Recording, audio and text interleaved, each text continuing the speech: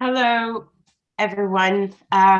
Welcome to this Cyber Policy Center webinar where we will discuss a very kind of novel in the news, but not so novel because it's been existing for some time. But really glad we can discuss a subject related to misinformation and elections in a setting that is not in the United States or in the European Union. Welcome to the weekly webinar series organized by the Program on Democracy and the Internet at Stanford's Cyber Policy Center, and organized also with the William and Flora Hewlett Foundation Cyber Initiative. The webinars usually take place on Tuesdays from 12 p.m. to 1 p.m. Pacific time over Zoom. This is the second last between the summer interruption, the second last webinar. We'll have another one next week. My name is Julia Wono. I'm the Executive Director of the Content Policy and Society Lab, which is a project of the Program on Democracy and the Internet here at the Cyber Policy Center.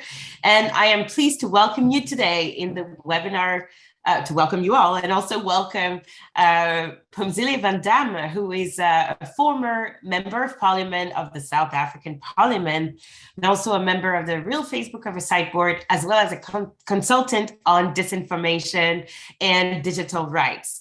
Welcome, Phumzile, and I look forward to diving into today's discussion. Before I do that, a quick reminder of the timeline of today's webinar. So first of all, we will hear from Phumzile's work on this very subject of misinformation and elections. I will read her bio, of course, before she starts. We will have roughly 25 to 30 minutes of discussion with Phumzile, and then I will have a few additional follow-up questions for Phumzile before I will open the floor for Q&As from all of you participants. Please feel free to use the Q&A section on your Zoom screen, and feel free to share your questions in there.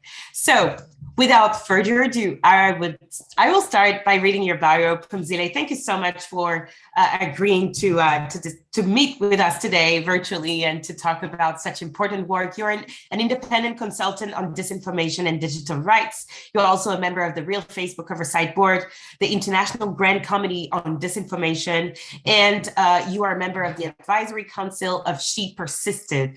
Please feel free to tell us more about that committee. Your work on misinformation was the subject of a documentary that premiered at the Sundance Film Festival in 2020, and the documentary is called Influence. You are a former member of the parliament in South Africa, where you served on the Communications and Digital Technologies Committee as shadow minister. You played a pivotal role in holding social media platforms accountable for misinformation on their platforms, and you spearheaded the summoning of Facebook and other tech giants to the South African Parliament. We'll talk about that as well during the conversation. And recently, in September 2021, you found and coordinated South Africa's first electoral disinformation monitoring project, which we will talk about today, the Local Government Anti-Disinformation Project. You have spoken on various platforms on the subject of disinformation, including at the United Nations Development Agency, UNDP, and the UN Commission on the Status of Women. Welcome, Phumzile, and thank you so much for joining us today. Yeah, thank you so much for having me. It's an absolute honor to be invited, and I'm really hoping today to kind of shine the light on what's happening on the African continent, related just to disinformation in general, but also electoral disinformation. As you correctly pointed out, a lot of the attention is kind of shine on the US and the EU, and the global South does not get enough attention.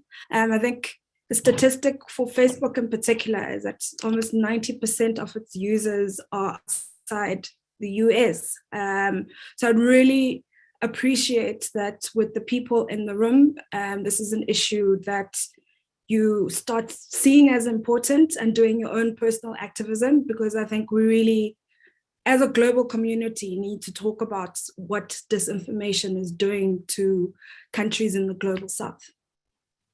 Thank you very much for this great introduction. And this is really dear to the heart of the Cyber Policy Center. And that's why we're so happy to welcome this conversation. I want to start first with the focus first. We've talked about this local elections, local government anti-disinformation projects. Can you please introduce us to this incredible idea and project? How it has been deployed, how it was perceived by the constituencies and the South African governments, whether there was a collaboration with platforms. Please walk us through that project. Yeah. So I think to properly tell the story of the project, it's kind of linked a lot to my story. So as Julie said, I was a member of parliament. I served on the Communications and Digital Technologies Committee, which was actually more focused on the communications and less on the digital technologies aspect. South Africa is a country riddled with corruption, and Parliament ends up just being stuck on making sure departments are spending the right amount of money, paying the bills on time, that there wasn't enough time to focus on digital technologies. So my work in that committee was to kind of highlight the importance of focusing on digital technologies, on focusing on the dangers of disinformation on behalf of the public, because it's an issue that my fellow politicians didn't necessarily understand or think as important. So my work there was really just to say, this is important, disinformation is dangerous, this is a subject that we need to be taking seriously. So what I did was kind of convince my fellow members in the committee that Facebook needs to come, and other tech giants. And the way that I wanted the conversation to happen was it not to be a hearing where it's kind of one-sided, where we're doing all the finger pointing and we don't give them an opportunity to kind of state their case. Because I've realized that looking at the hearings in the US, for example, it becomes a very acrimonious relationship where they are very defensive and the other side is attacking. So I wanted a situation where we could have a conversation, where we could put forward suggestions to say, you need to be doing this, you need to be doing that, to open the door of communications. Because I really believe that in order for us to get big social media companies to start making the changes that they need to make in their platforms, it needs to be a far more collaborative relationship and not an acrimonious one. So Facebook agreed to come, Google, Twitter we couldn't get hold of. And yeah, I mean, it was the first for Africa for any kind of legislator to convince Facebook to come. I think many legislators around the world have tried and they can never succeed. And I think part of the reason they agreed was also based on my kind of background on fighting disinformation.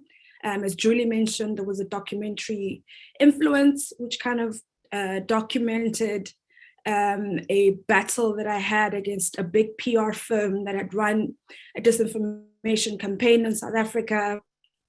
And I basically pursued that and they ended up shutting shop. So I don't know if you want me to tell you that story a little bit, but that's kind of linked to the story because they understood the kind of global standing I had on disinformation. And I think they were fearful. And they realized that, I could really kick up a stink, and cause PR problems for them. Because the only thing social media companies react to.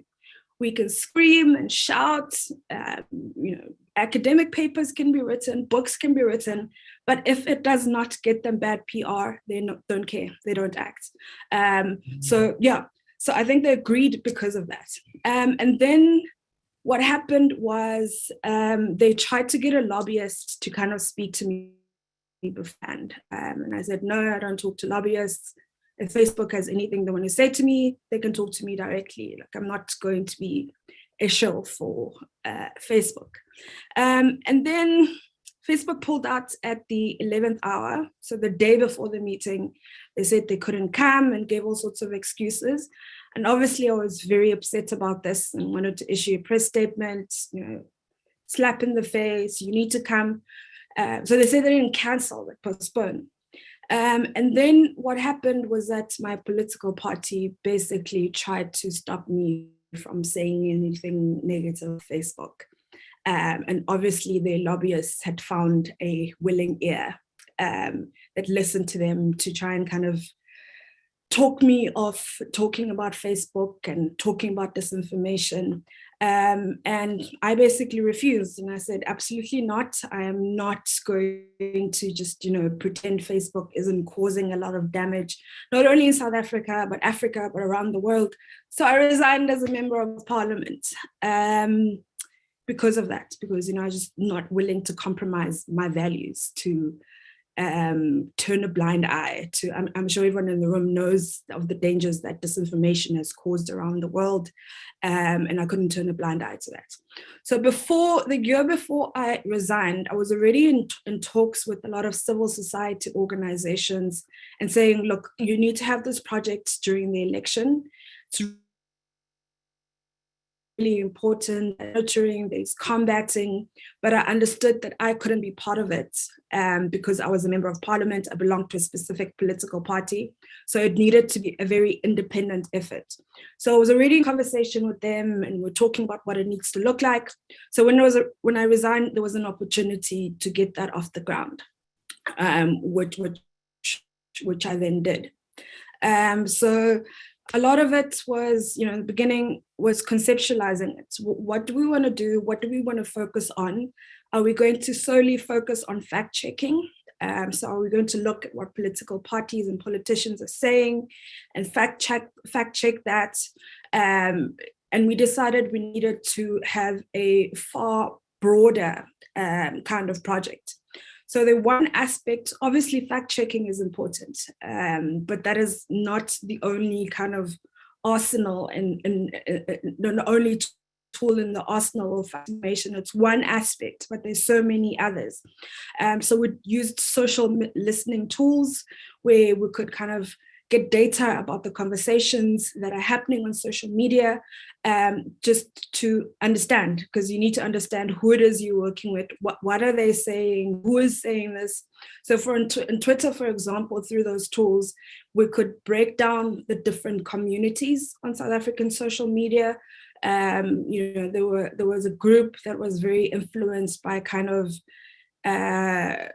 GOP politics and spoke about those talking points about critical race theory. They were kind of Black nationalists, they were liberals. So in order to be able to kind of counter disinformation, we needed to understand who it is we're talking to, what are they saying, why are they saying it. So using tech tools as part of the project was important beyond just fact checking. And then a second aspect was we focused a lot on behavioral change because we thought it important to, in any efforts to combat disinformation, we need to understand why it is people believe what they believe. And it seems like a very simplistic, intuitive process, but it was important for us. So we had a psychologist on board who could take a narrative and kind of break down the cognitive process that's related to that piece of disinformation. Because we needed to understand that the crafters of disinformation, in order to make their information believable, they go through the process too. They craft the messaging in such a way that it appeals to certain thinking patterns, and it appeals to those different groupings, and it's catered for those different groupings. So a big part of the project was also applying the learnings of behavioral change and psychology to the disinformation. And this was also important in sending messaging to combat specific type of disinformation, where it was not just simple crafting of a message, but it would sit down and say, okay, so we want to counter a piece of information that is believable, that is incendiary, that is dangerous. How do we craft the wording? We have the psychologists look at it and say, change this word and change that word. So that was an important aspect of it. And also where behavioral science was important for us was we focused quite a bit on public education, because that was important.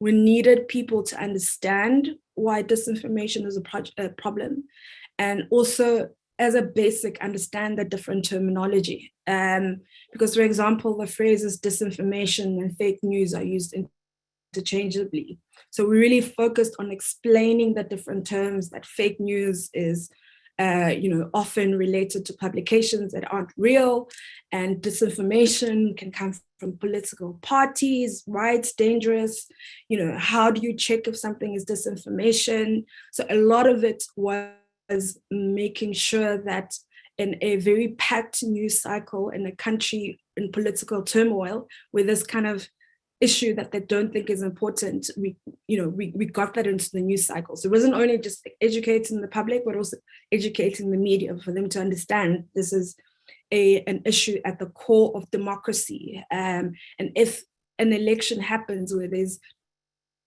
disinformation, it affects the outcome. So that was the behavioral change aspect of it, which was related to combating messaging, crafting messaging, understanding the different communities and why people believe what they believe, why certain disinformation narratives are believable and the believability behind that. And then the third part was take oversight.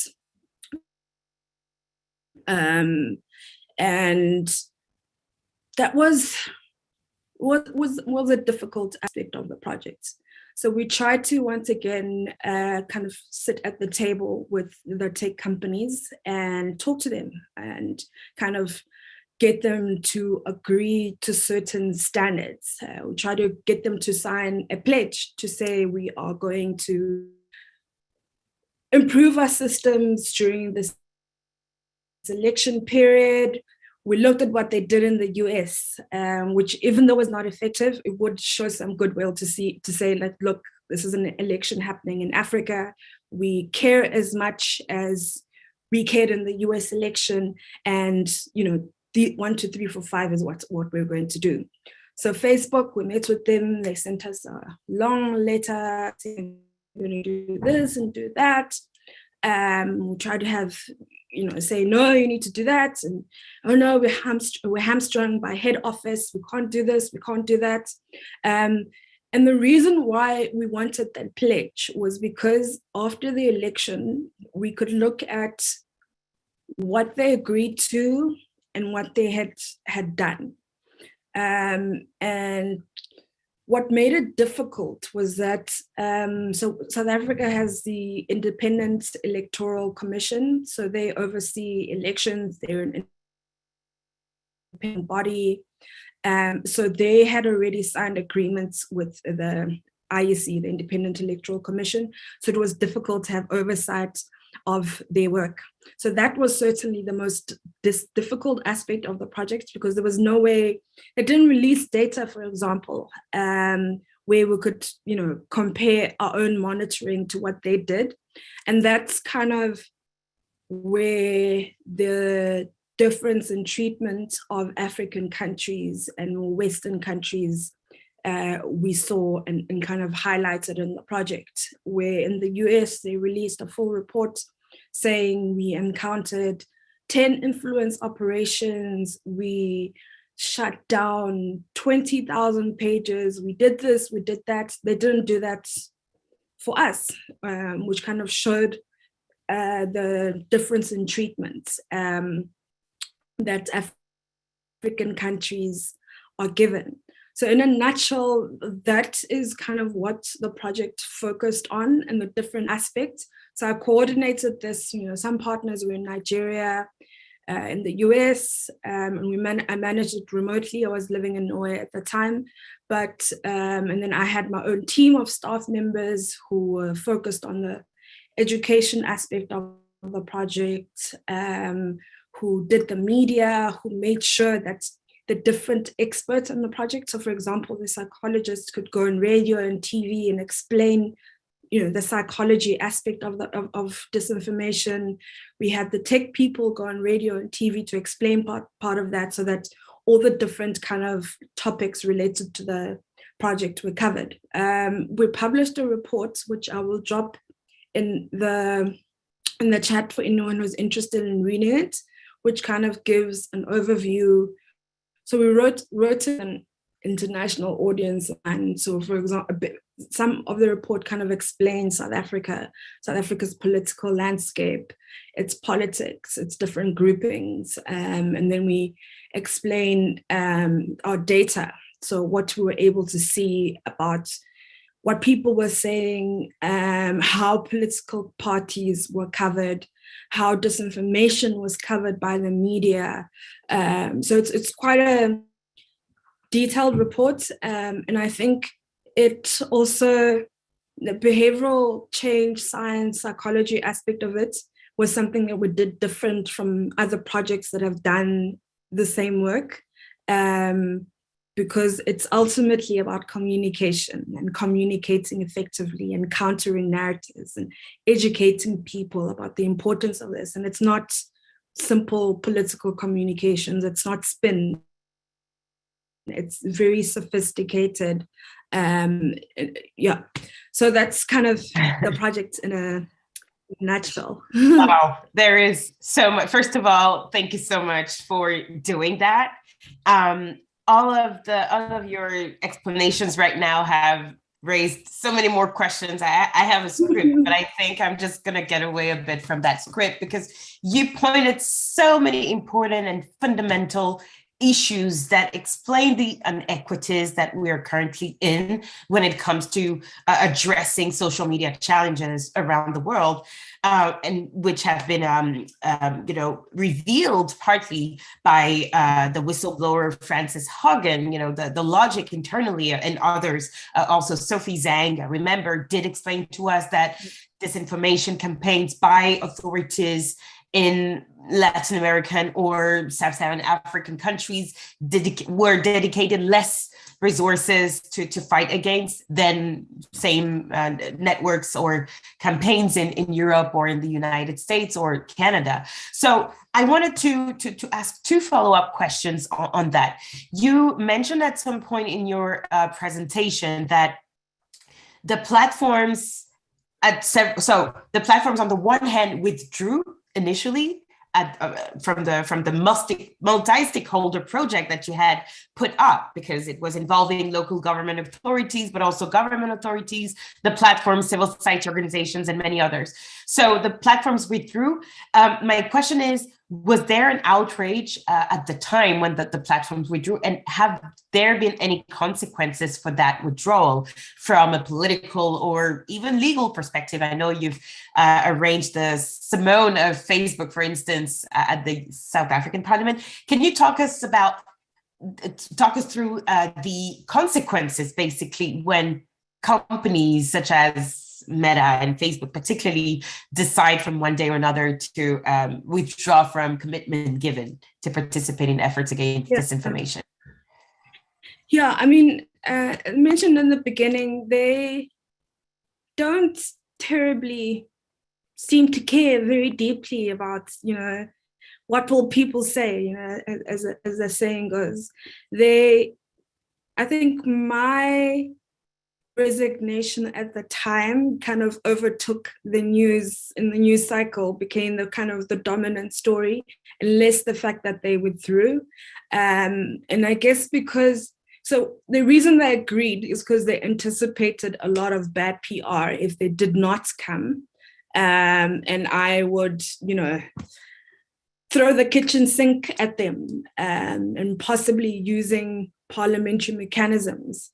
So I think what happens is, my speculation, this is based on my understanding of the political party that I belong to and the different characters. I think what they did beforehand was convince them, because what the party told me was that, oh no, Facebook's really great at taking down disinformation, and all the stuff that's said about them is actually not true. So I think they convinced them to try and get me to shut up, essentially. They knew that if I was not allowed the space to kind of talk about it in the media, to give them bad PR, they would be able to escape scot-free. And as I said in the beginning, they only react to bad PR. They can be hauled before Congress and there can be hearings, but they know that ultimately the bad PR will die down. And since the hearings in Congress in the US, not much has changed.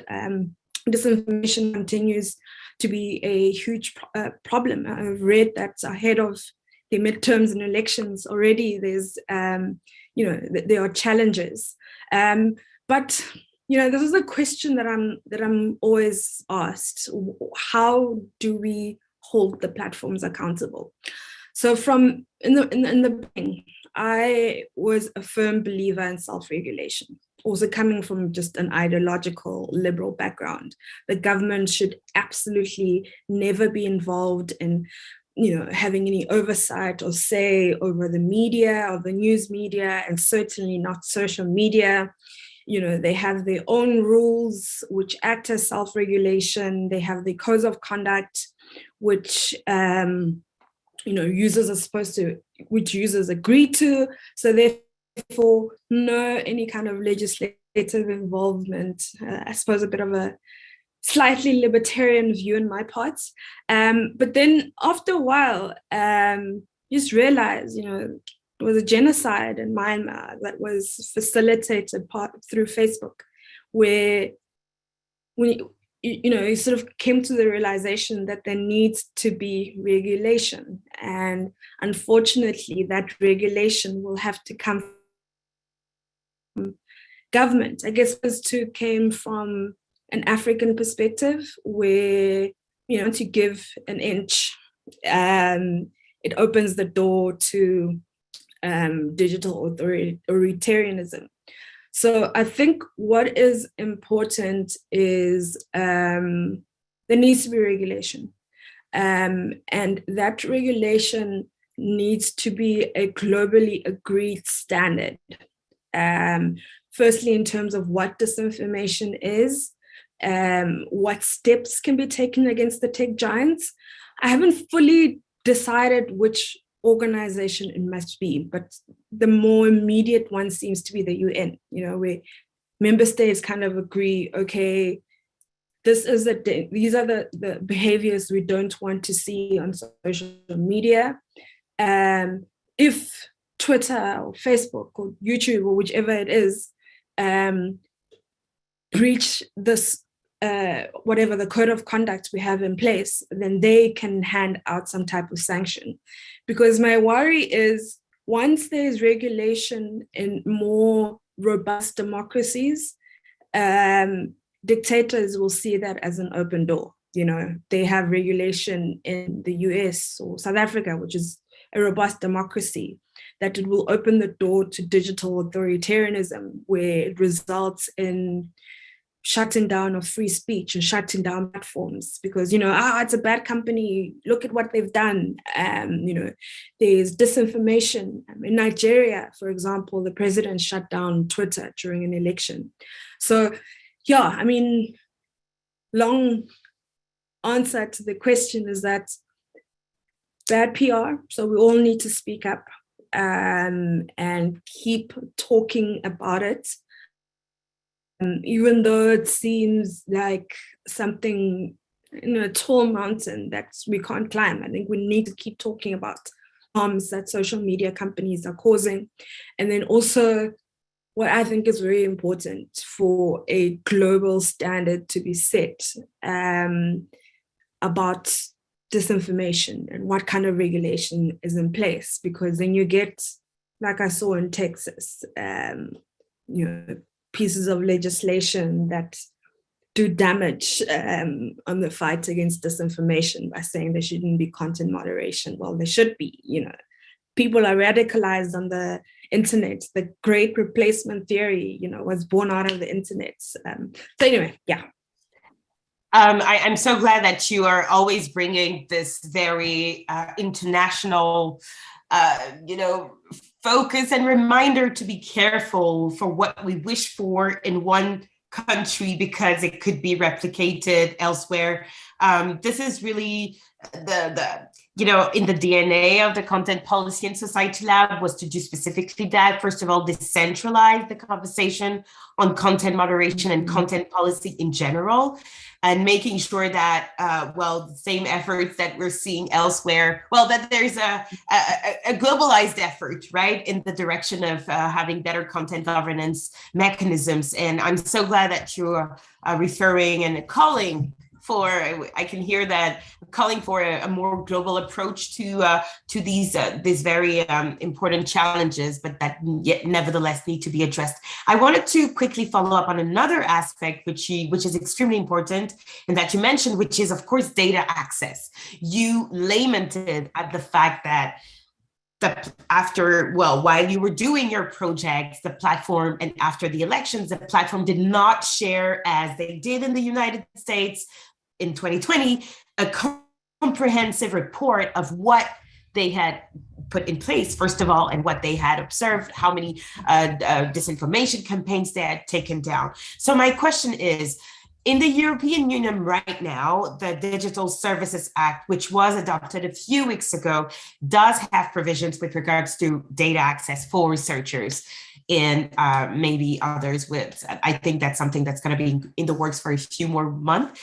And also in the United States, there are several proposals, bill proposals in this regard that would grant access to researchers and that would help a better understanding of algorithms and other issues related to data. My question is, these are two poles of the world, important poles of the world, North America and Western Europe.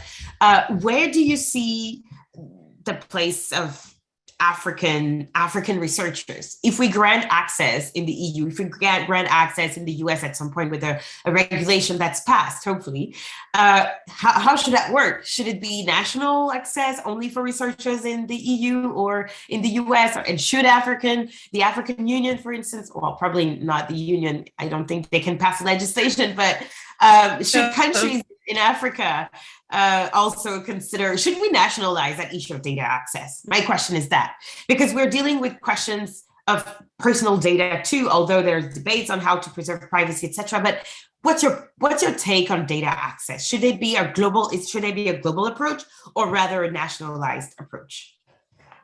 Yeah, I mean, when it comes to these topics, I generally default to global. Because while legislators in Western Europe understand, and this is why they've had, the GDPR, and it's now their second and their third legislation, and in the US, these hearings have happened and fines are being handed out. I think in other parts of the world where focus is on simple bread and butter issues, those leaders, I mean, since I've left Parliament, they're not talking about it anymore. That's why I think it needs to happen from a global level, because I think we have a responsibility to the global community. And that access to that data should be made available for every region, for every continent. So if researchers, If the Stanford cyber policy, if you wanted that data to be able to tell a story about what's happening in an election in Kenya, which is the upcoming election, which has become the hotspot of disinformation in Africa, that information should be accessible to you. So, for example, there was data that I can't remember, I think it was the Atlantic Lab that they put together tracking Russian influence operations and where kind of the disinformation bots or whatever the operation was run. And a lot of them were from Africa, from South Africa, from Kenya. And that's kind of where they've focused, that it's a long story, but I mean, Russia kind of, they import this information to African countries. They teach African leaders how to run disinformation campaigns and influence operations. That's the kind of, it's where now where they've rolled out the anti-Ukraine disinformation. So I really would, if it's something that is pursued, I'd really think it needs to happen from a global level, where the story can be told about different parts of the world. And journalists and researchers need to have access to this. It's critical because part of our frustration is that we didn't have the data. So we didn't know if they had identified operations to do a research on those influence operations. So information is important, the data is important, and it needs to be global. Thank you very much, and hopefully the right ears will hear this this loud and clear call for a global conversation on data access. Thank you so much, Phumzile. We still have 5 more minutes between moderator and speaker. Would like to remind the audience that please use the Q&A feature to post your questions for Phumzile Van Dam today, and we will make sure to answer those before the end of the webinar.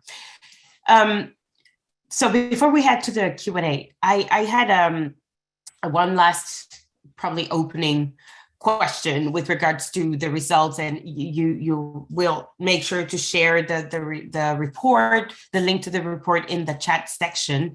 But what are your learnings from this project, the local government anti-disinformation project?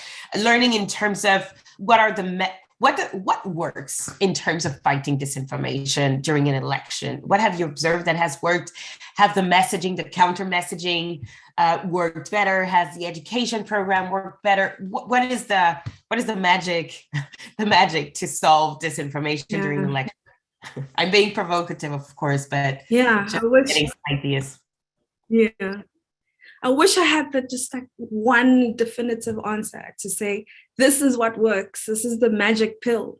But it was a great test case to see what works and what doesn't work. And the kind of combating part of it is difficult because, virality happens very quickly. And even if you come and combat, it's already too late. The narrative has been laid, it's become believable. That it's two-pronged. There's a proactive and reactive aspect of it. So there is, there was a lot of, it was kind of the election in the height of the global pandemic. There was a lot of kind of campaigning around pseudoscience and COVID denialism and vaccine disinformation. So that part of it was related to combating and more reactive, and that's kind of necessary, but a lot of it has to be proactive, and the systemic changes need to happen. Journalists and the news media need to have forensic online investigation skills so they can uncover influence operations. So media houses need to invest in that.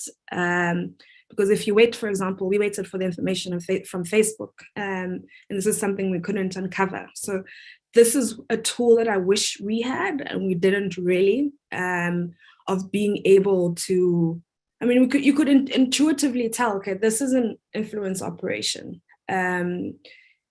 but without very strong data, it's very difficult to back up.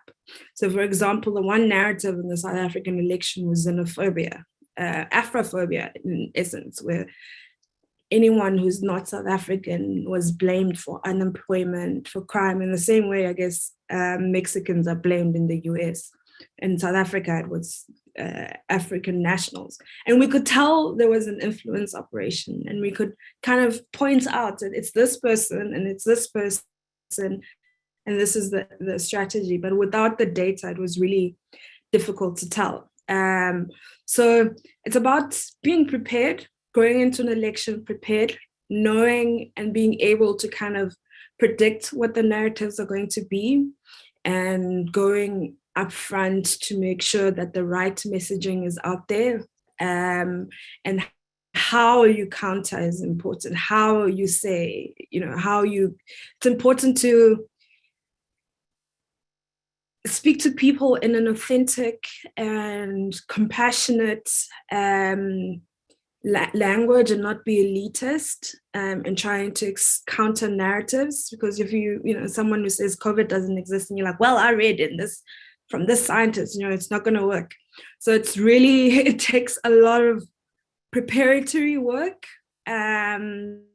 considering all different disciplines that are important, because I think we were quite successful, because I think, one, the political parties knew that we'd be there and we were watching. So they were a little bit more careful. We really educated the public, so they understood that, this disinformation thing is really bad. They double checked the information and they would correct each other. So yeah, it's a ever evolving challenge. Strategies change. And I really do wish it was something that could be solved like this. But, to keep monitoring the research, what new tools are found, monitoring the strategies that disinformation creators use, understanding the psychology behind the different narratives and why that is believable and how they've said it, and understanding why people believe this, and because that's important in the countering message. Thank you very much. One last aspect that I think should have been more central is the issue of language, of course, disinformation and language. I do see that, yes, would you have like 1 minute to address this rapidly? The challenges in terms of fighting disinformation in languages, including in South Africa, and the diversity. Absolutely. Yeah, that is actually very, very important. South Africa, for example, has 11 official languages. While everyone speaks and understands English, if there's 11 languages, and people will post in their home languages, and there's no content moderation beyond English. And if there's no content moderation in other languages besides English, for countries where, there are multiple languages. So that was one thing we fought for as part of the project, that they need to have content moderators in all 11 official languages. And Kenya, for example, which is the next kind of big African election taking place, where they have also a lot of indigenous languages, and there isn't proper content moderation. Just as an aside, and just something for the audience to look up, is the big story. I think it was a Time magazine expose on Facebook Africa's content moderation office in Africa and the working conditions there.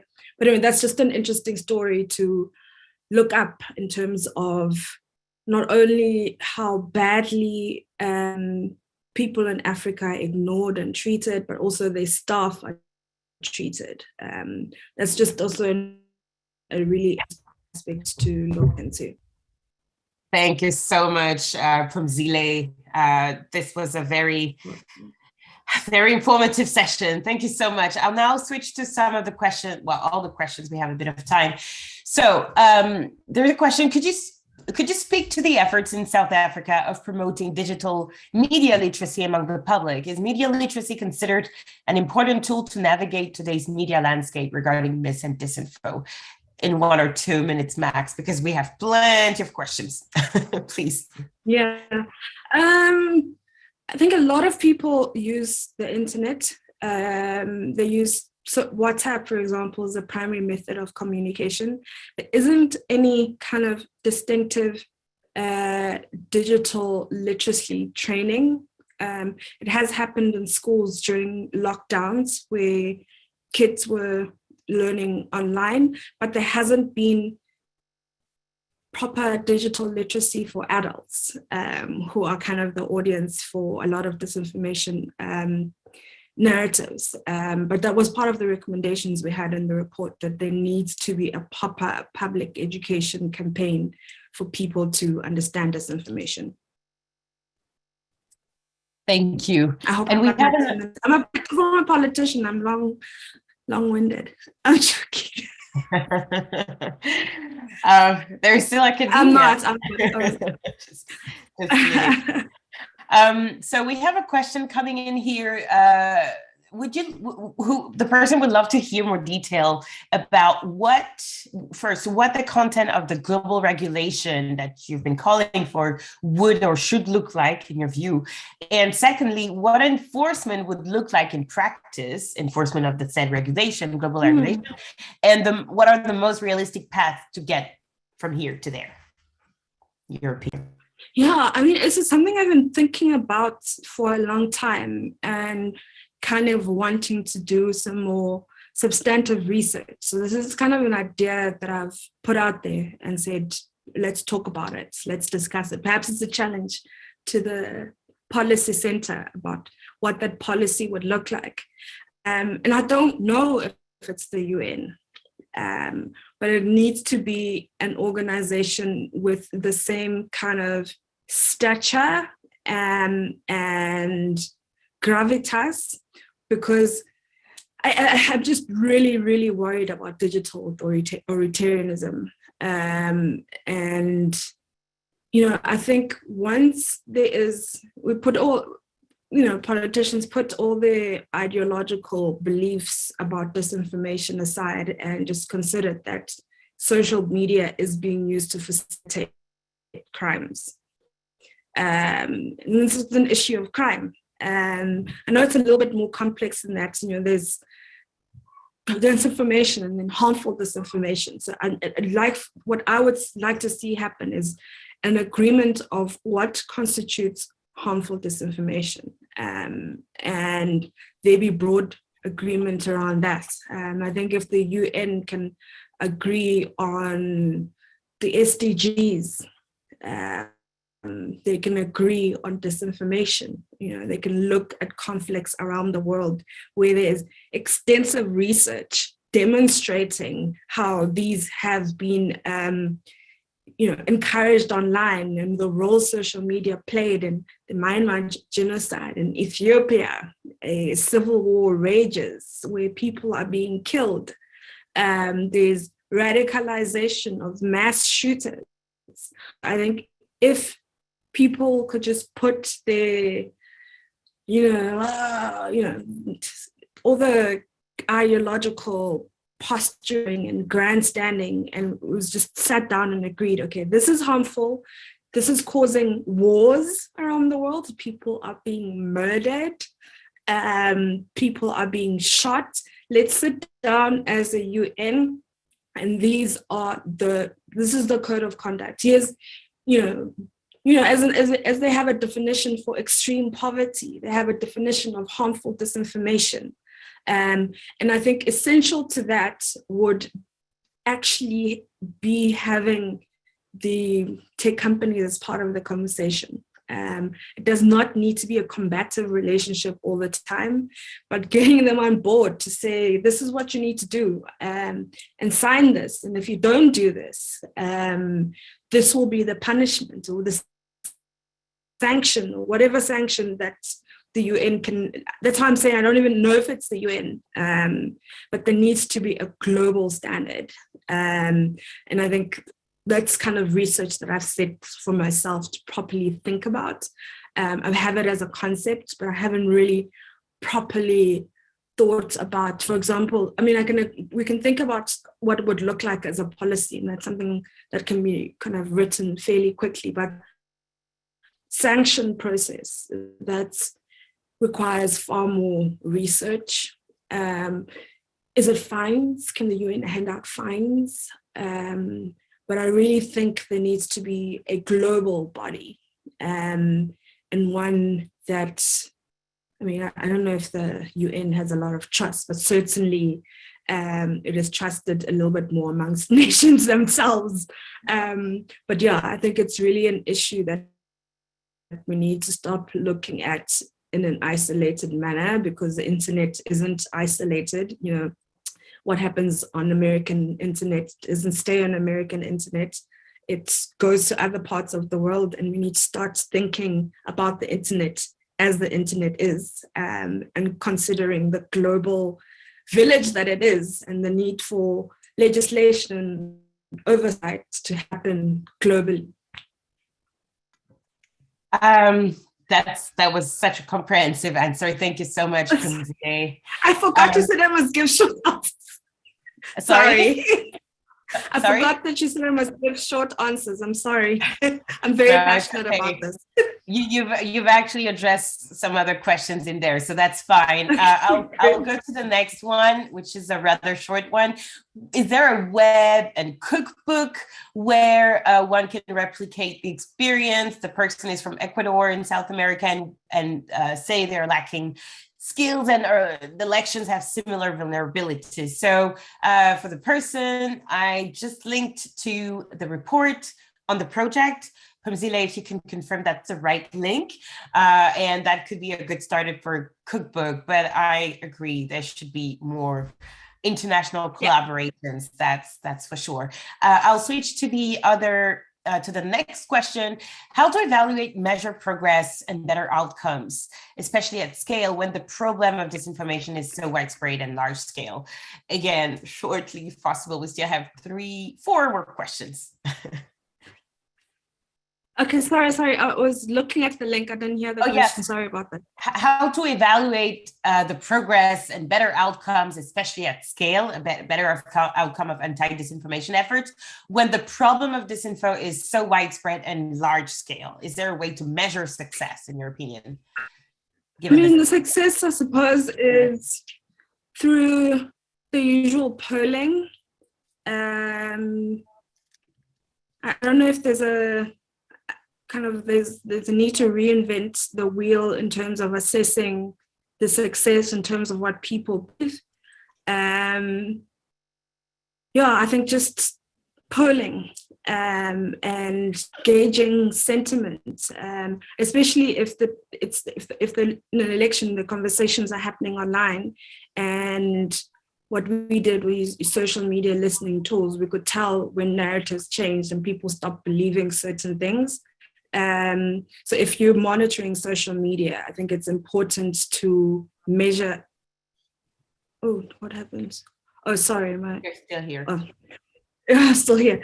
I think just continuously measuring the conversations online and how they're changing, when narratives change, what works and how it changes the narrative. Yeah. Thank you. Next question. Okay, what was your reason for resigning? We're gonna have 101 on South African politics here. I thought I explained it. They wanted me to stop going after Facebook, and I said no, I will not do that. So bye. So I kissed my parliamentary seat goodbye because I couldn't, knowing what they've done. So I just left. There were other reasons, but I don't know if you have time for that. But that was kind of the final nail in the coffin. And if you want to know South African politics, that's a whole another webinar on race and gender. Yeah. We should do another session on that specifically. Just wanted to flag that I'm going to share in the chat suggestions for further reading on, since Pamzile mentioned Russian interference in Africa at several occasions. One attendee shared a few links, which we're going to share in the chat now, and suggesting we should have a general discussion on Russian interference in African elections. And I agree. So hopefully next year. Absolutely.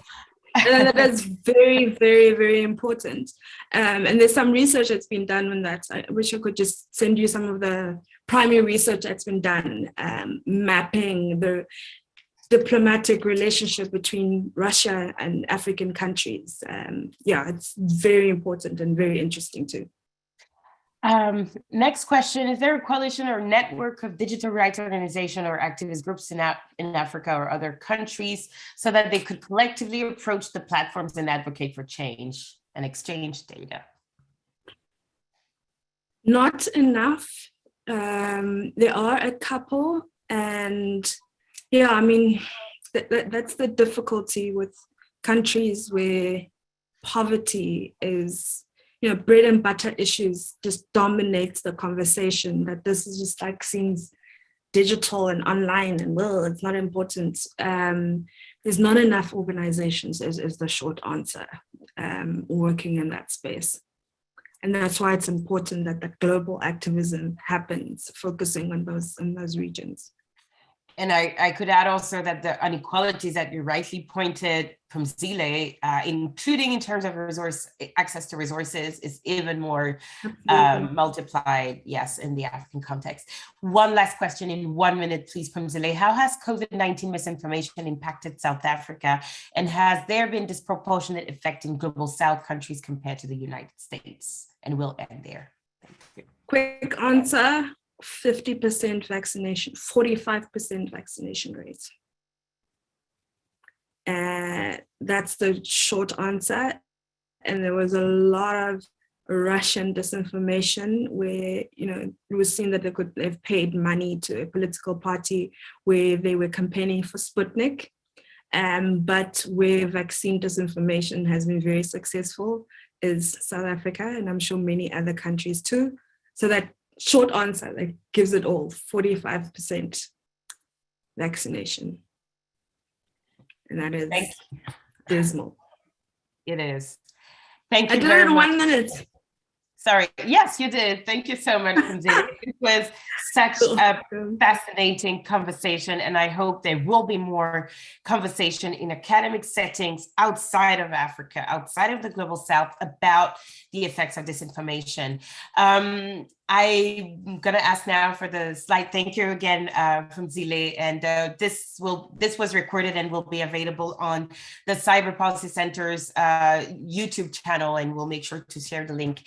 Thank you for joining us today. Please join us again next week for our next and last webinar of the academic year, which is going to focus on enhancing the FTC's Consumer Protection Authority to regulate social media companies. I think it's a great follow-up to the conversation that we've had today with you, Pamzile. So please join us. Thank you all. Thank you specifically to Pamzile for being such an amazing speaker, and hope to see you soon next week, same time at the same Zoom, same place. So have a wonderful rest of your days. Thank you, Pamzile.